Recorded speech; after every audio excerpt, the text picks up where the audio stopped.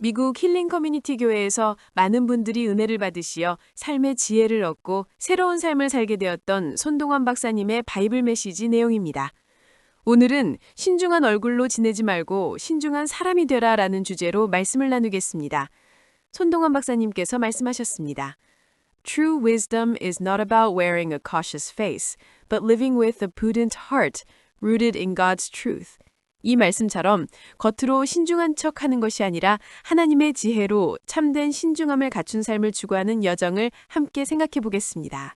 네, 정말 의미 있는 주제입니다. 성경은 신중한 삶이 하나님의 지혜와 연결되어 있다고 가르칩니다. 잠언 4장 7절에서 지혜가 제일이니 지혜를 얻으라고 하셨습니다. 여기서 지혜, 즉 호크마라는 히브리어는 단순한 지식이 아니라 하나님의 뜻에 따라 살아가는 실천적 통찰력을 의미합니다. 맞습니다. 손동원 박사님께서도 강조하셨죠. 신중함은 하나님의 지혜를 통해 삶을 올바르게 이끄는 것이라고요. 첫 번째 핵심 메시지는 신중한 사람은 하나님의 지혜를 구한다입니다. 손동원 박사님께서 말씀하셨습니다. A prudent person seeks God's wisdom to navigate life's complexities. 이 말씀은 하나님의 지혜가 우리의 갈정을 인도한다는 뜻입니다. 이를 위해 솔로몬의 이야기를 생각해 봅시다. 솔로몬은 왕이 되었을 때 하나님께 지혜를 구했습니다. 열왕기상 3장 9절에서 그는 주의 백성을 재판할 줄 아는 지혜의 마음을 주옵소서라고 기도했습니다. 솔로몬의 신중함은 하나님의 호크마를 구하는 데서 시작되었고 이는 그의 삶과 나라를 번영하게 했습니다. 이 교훈은 우리가 하나님의 지혜를 우선해야 함을 보여줍니다. 네, 솔로몬은 지혜를 통해 신중한 결정을 내렸습니다. 손동원 박사님의 말씀처럼 하나님의 지혜는 우리의 삶의 복잡성을 헤쳐나가는 나침반입니다. 두 번째 핵심 메시지는 신중한 사람은 말씀에 따라 행동한다입니다.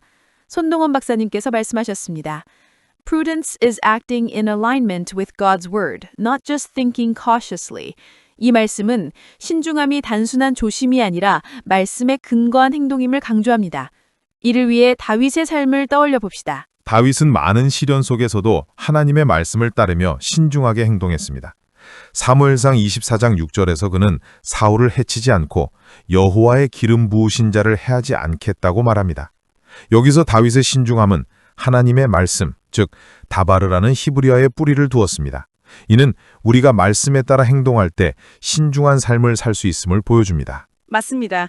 다윗은 감정에 휩싸이지 않고 하나님의 뜻을 따랐습니다. 손동원 박사님의 말씀처럼 신중함은 말씀에 따라 행동하는 용기입니다. 세 번째 핵심 메시지는 신중한 사람은 타인에게 소망을 전한다입니다. 손동원 박사님께서 말씀하셨습니다. A prudent life reflects God's love, inspiring hope in others. 이 말씀은 신중한 삶이 타인에게 선한 영향을 미친다는 뜻입니다. 이를 위해 바울의 삶을 생각해 봅시다. 바울은 신중한 삶의 모범입니다. 빌립보서 1장 21절에서 그는 내게 사는 것이 그리스도니 죽는 것도 유익함이라 라고 말합니다. 여기서 그리스도, 즉 크리스토스라는 헬라어는 바울의 삶의 중심이었습니다. 바울은 신중한 선택으로 복음을 전하며 타인에게 소망을 주었습니다. 그의 삶은 우리에게 신중함이 타인을 섬기는 도구임을 가르칩니다. 네, 바울의 신중한 삶은 많은 이들에게 소망을 심었습니다. 손동원 박사님께서도 라틴어로 이렇게 말씀하셨습니다. Vivecum prudentia et diffundes spem. 이는 신중하게 살며 소망을 퍼뜨리라 하는 뜻입니다. 이 말씀은 신중한 삶이 단순히 자신을 위한 것이 아니라 타인에게 하나님의 사랑과 소망을 전하는 삶임을 강조합니다.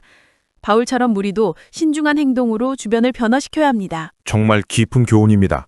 손동원 박사님의 라틴어 메시지는 신중함이 소망을 퍼뜨리는 강력한 도구임을 보여줍니다. 이제 말씀을 듣고 생활에 적용할 수 있는 실전 원칙 3가지입니다. 첫 번째는 매일 하나님의 지혜를 구하는 기도를 드리는 것입니다. 야고보서 1장 5절에서 지혜가 부족한 자는 하나님께 구하라고 했습니다. 여기서 지혜, 즉 소피아라는 헬라어는 하나님의 통찰력을 의미합니다. 기도로 신중한 마음을 구해야 합니다. 두 번째 실천 원칙은 말씀을 묵상하며 결정을 내리는 것입니다. 시편 119편 105절에서 주의 말씀은 내 발의 등이요 내 길의 빛이니이다 라고 했습니다. 말씀을 묵상하면 신중한 결정을 내릴 수 있는 빛을 얻습니다. 이 말씀은 우리의 삶을 하나님의 뜻에 맞게 인도합니다. 세 번째 실천 원칙은 타인에게 소망을 전하는 신중한 행동을 실천하는 것입니다.